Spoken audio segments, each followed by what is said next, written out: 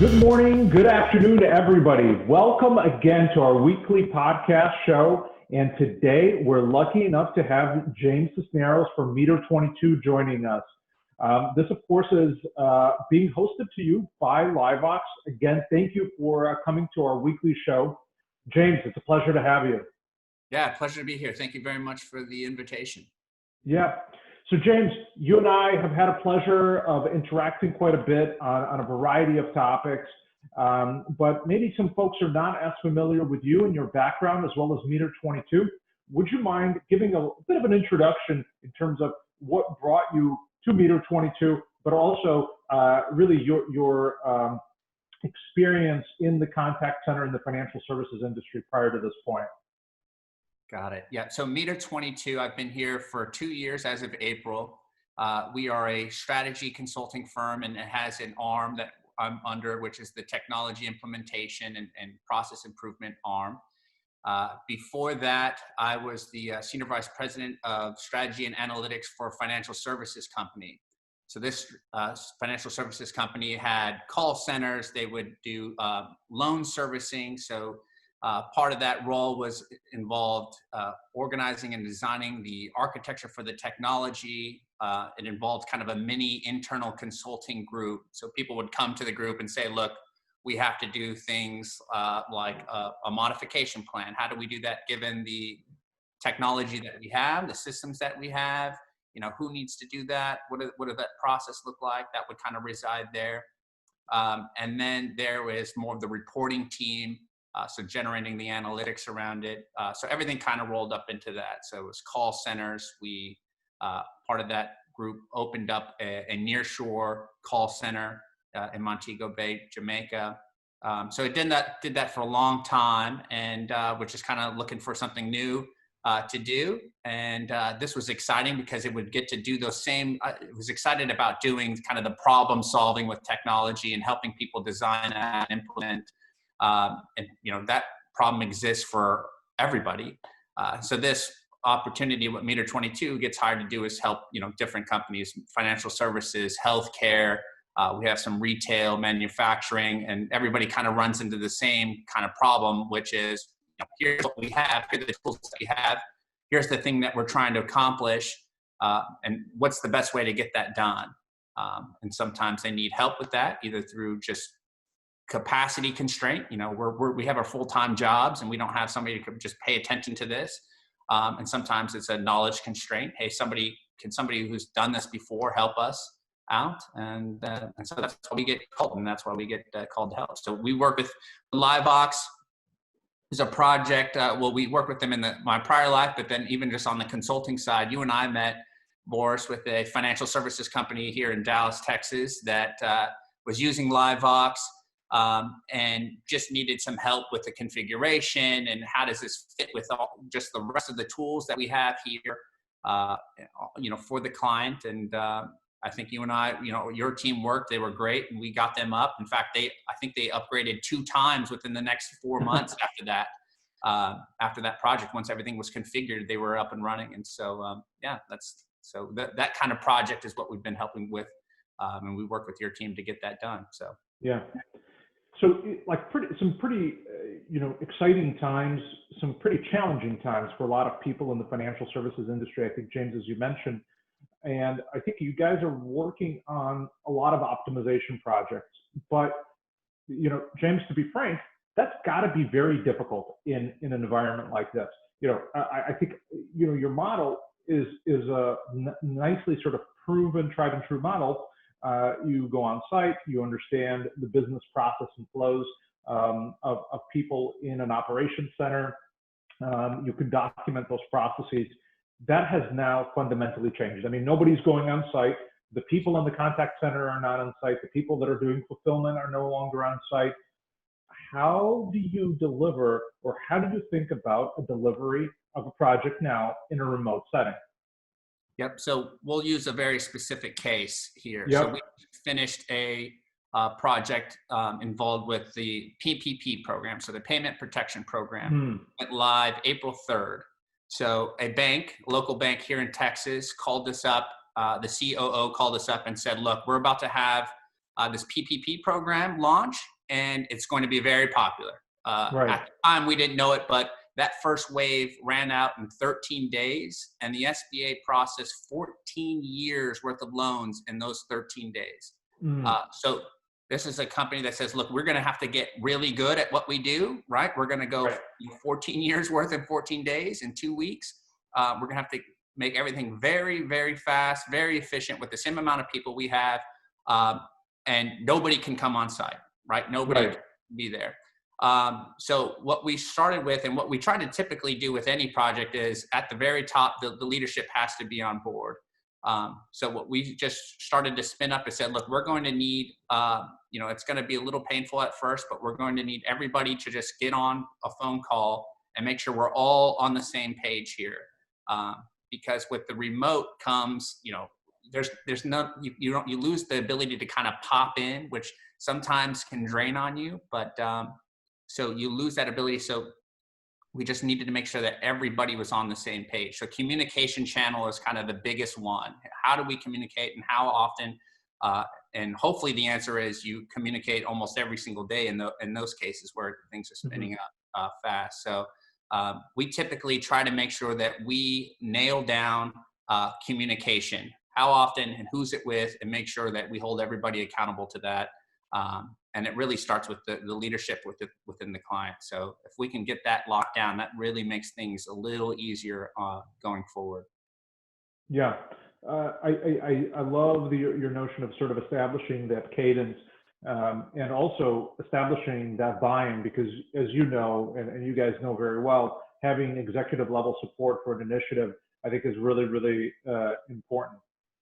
Kind of going down the path though, James, I mean, I think it's one thing to get the executive team on board, but how do you really find out what is actually happening within the operations portion of the financial services institution when you're not there on site? So how did you guys actually find out what the people were doing in actuality versus on a piece of paper? That's right. So we had a couple of constraints that were happening at this time. So one, you couldn't be there, and two, you couldn't take up a lot of time. So the SME, that subject matter expert, is actually doing the work. And because, again, we're kind of in this crisis mode, everybody's doing a lot of things, you couldn't take a lot of their time. So it was, not only can you not sit behind them, it's, you can't really bother them for that amount of good amount of time. So what we ended up doing is we would start using video recording. So we would just say, okay, you're going to do a screen share with us, and you're just going to do the thing that you're doing, and we're going to record it. And we're just, from time to time, we try not to ask too many questions while they're doing it, just have a clean run through.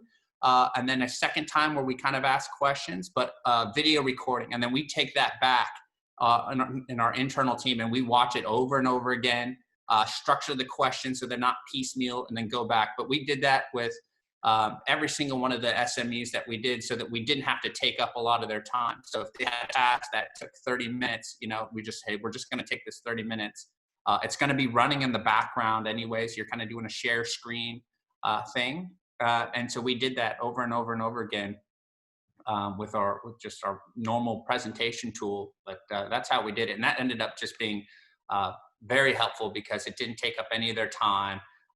It allowed us to kind of vet the process out a couple of times. We didn't lose, the notes. We can go back and use it as a reference. So the video recording was huge. How do you find that sort of compared, like maybe from a I'll call it the pros versus the cons of doing things the more traditional way, where you would have been on site and would have been shadowing this employee, versus doing the recording and then not asking as many, I'll call it ad hoc questions? So there must have been some good things that came out of that, and there's some things that you probably, I don't want to say missed, more from the standpoint that didn't translate well. That's right. Any feedback you could share with our audience? Yeah, perfect. So on the pro side, we were able to capture all the kind of little details for a process.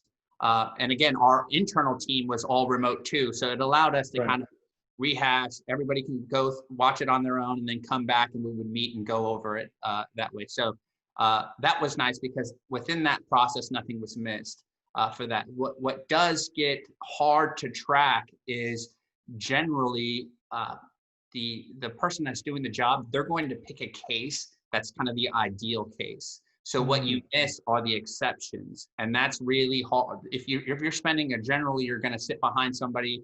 If you're on site for a day or something, like track them for that. You get to see a lot of cases, a lot of iterations that come up that say, well, this happens 10% of the time, and I do this way, and this is what I look for. If you're just kind of popping in and out, it's very hard to catch those. You're kind of just up in the luck that does that. And so usually what you try to do is try to have them think through that, but it's very hard to kind of think through all those things. So I think that's the thing that we try to make sure we capture as best as we can, is either let the video run a little longer, which may be a distraction, but or as we start to implement things and test, you'll start to find these exceptions and you can come back to them. So I'll say that the real challenge is making sure that you capture those exceptions to the normal process. A little bit to do remotely, especially just popping in with a video of going through it once or maybe even twice. Yeah, I mean, I think that's fair, and I think getting to exceptions, I think, is also hard even when you're there in person. I think everybody wants to paint this like picture of that things are sort of working well. But my next question really for you is though, okay, so we've seen the process, we've seen where it breaks down, we see where it works well, but now you're remotely and you're having to propose organizational changes, remotely.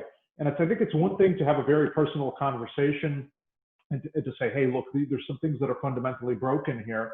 How do you propose those changes to an operations organization when you're not sort of now sitting side by side with them? How do you get that buy-in? So what we requested, and this will happen for anybody doing remote, part of the big things is ahead of time, just making sure you're working with the IT person and you say, look, we're going to need, here's the access we need and when we need it. But we tried to replicate a test environment there for all these things. And then what we did was we just created a run through of the improved process and recorded that. And so instead of just, maybe sitting there and answering questions, if you're sitting with somebody, you can have that communication. Maybe you're going through slides or whatever it is, a process. We thought it was just much more effective if we can just show them what's happening, and then we can talk through that.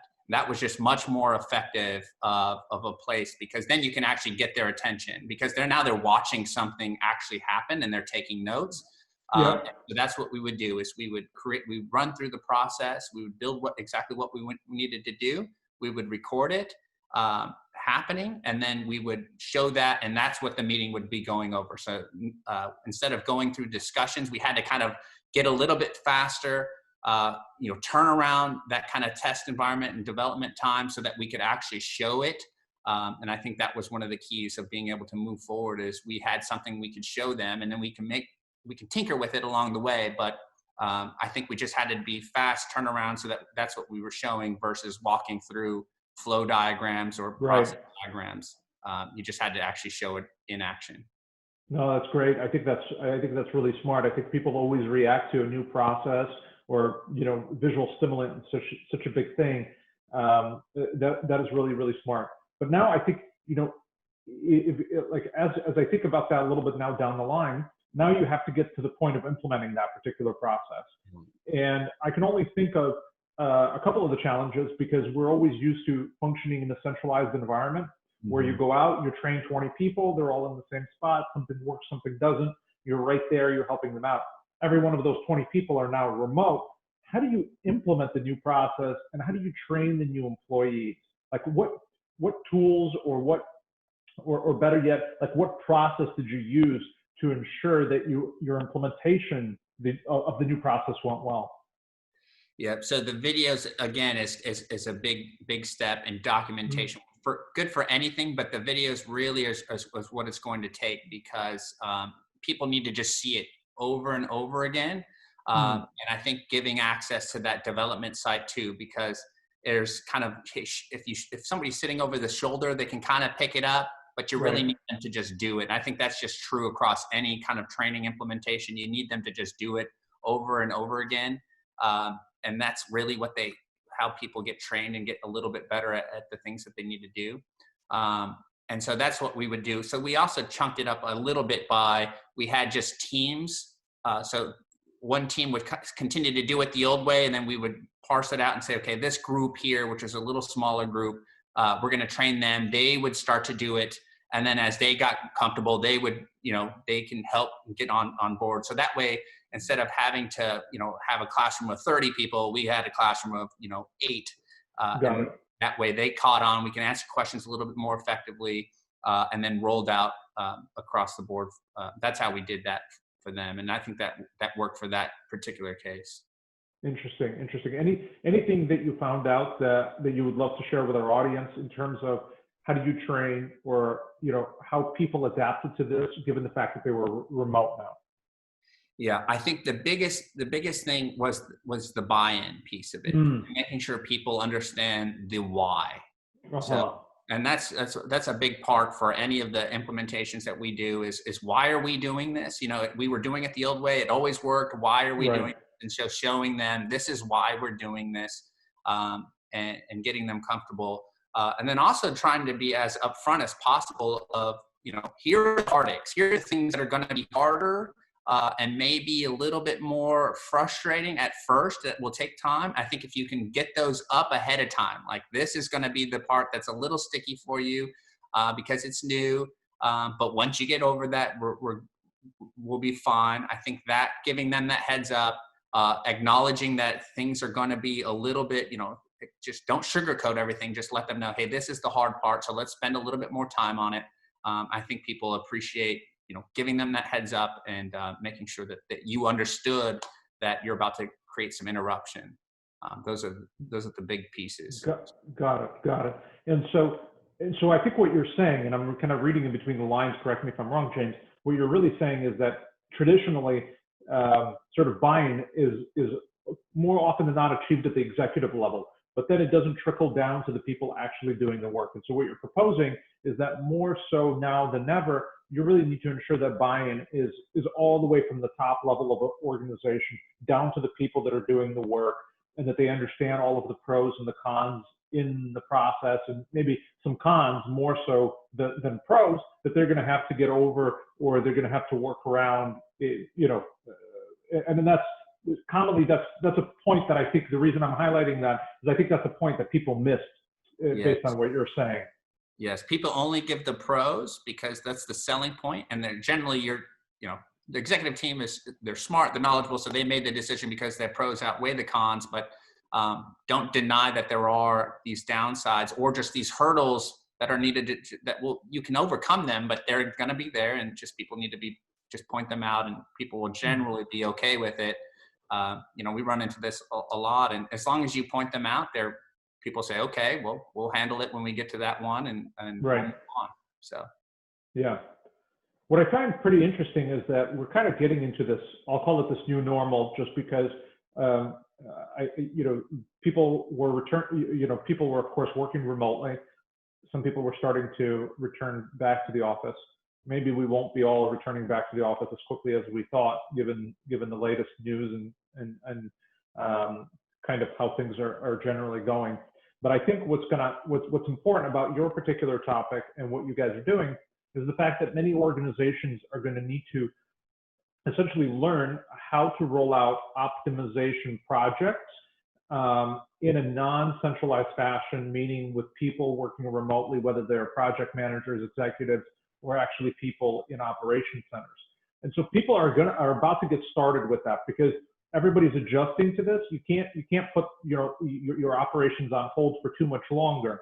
That's right. And so as people think about this, they're going to need pointers for how to think, and so maybe some recommendations from you, James, of what does it take to roll out an optimization project or process or change, if you will, in this new remote working environment. So maybe I'll ask you a kind of a loaded question, or of some recommendations that you would give to people who are just looking to get started with something like that today.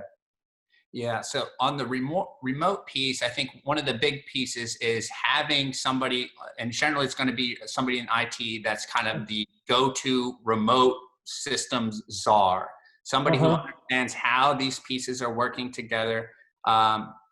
because you're going to run into access to certain programs Right. that maybe you didn't have access to. So if you only had, it's important to kind of have somebody who understands the grandscape of this is how people are connecting, and they can essentially be on call too, because Hmm.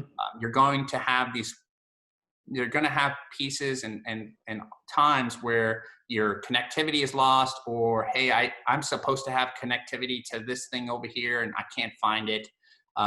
So having that person, or having a person who kind of oversees, they obviously can have a team, but somebody has to have that in mind. Going back to that older project, what would happen is, and everybody's going to have their own information security setup. So not to kind of give guidance on that, but just more on approach of, we would have multiple people being connected remotely. And from time to time, if that person who set us up initially wasn't there, it was harder to get, there was a longer iteration time because somebody didn't know, okay, well, what folders didn't you have access to? And Hmm. what machine are you connecting to? Those kinds of questions. So just have somebody just aware of that. As anything, you want to just document that. So I think having somebody there who just has a full awareness of that is huge. The next piece is just the communication cadence, just always sending out communication, even if there's no update, even if the communication is nothing has changed. I think that's big, because again, these pop-ins, when you're in the office, people pop in and out, because generally what you were like, hey, I just need to figure something out really quick. Right. I'll just pop in over there, and it can be we can find it distracting from time to time, but there are little values there of just being able to quickly turn something around. So just making sure that somebody's held accountable, hold yourself accountable to those communication. Either it's an email, or what we would do sometimes, again, was just send out a video, a recording of, hey, this is what's happened. Send your notes if you have anything, but here's what's happening, and go from there. So I think those are the two big pieces there, and just have a detailed schedule of who has access to what and when. So we had access, for that project. We're going all the time, and so we just needed to coordinate with them, saying, are we giving people access 24 hours a day? Are we doing that? And just being aware that they're, what the needs are. So a lot is going to fall on those IT teams to make sure that they understand what's going on. So I think as long as they're brought in, the CIO, whoever's the head of the IT, is on board with the project and sitting in on those meetings, that would be a big boost. Okay, great. So you kind of gave me a couple. You said, okay, make sure that everybody has the proper access and there's proper controls. And then you really have like a go-to person from an IT perspective that can help ensure that that the project is going to go well. You talked about cadence communication. I couldn't agree with you more on this one, James. Of course, it was always important. What you're saying is it's even more important. I love your video idea, however, like just sending an update. I just took that even as a note for myself, sending an update to a team and saying, hey, this is where we've achieved things. People's obviously schedules are impacted. So I think that's a brilliant idea. And then, you talked about a very important one, which is ensure buy-in. I think that's always important, more so now than ever it's important. And I think what you talked about earlier in terms of achieving buy-in from top down of any organizations is super, super critical. I love those 3 pointers. I think our audience will as well. And hopefully they're ready to jump in, and hopefully they're ready to take a look at their business and continue to optimize it, even though the environment has changed tremendously. Yes, absolutely. Yeah. I agree. And, from time, it seems more and more, and most companies are getting to this point, but the IT group, especially right now, there's generally somebody we go to, even on the operations. So even when we're talking to the SMEs and we're going to multiple silos, right, multiple departments, Yep. the IT, generally there'll be somebody in the back office there who understands, hey, we did this project, we just gave somebody access to that same system over here, or we just set something up over there. And so that's generally helpful too, is just go back to them. But in general, I would think that, you're seeing this trend now, and hopefully it continues, where the IT group used to be seen as kind of a back office function, just make sure our computers are working. Yeah. But now, especially now, because it becomes much more fundamental to the way business is done, they need to be in the room when, you know, just the strategy is being discussed, because they're going to have solutions now that are not just support, but actually just, this is how we're facilitating just day-to-day work, how work's going to get done. So Yeah. that's important that they're in there, and that buy down comes also through the IT structure. Yeah, that's super, super important. Well, James, this has been a great conversation. I think our listeners have a lot of takeaways, have a lot of good pointers that they can peel back for themselves. So I certainly appreciate you coming on the show. Hopefully we'll get to have a beverage at some point in the Yes. future, actually in person versus remote. But again, from the team at LiveVox, thank you. And thank you to our audience and listeners today.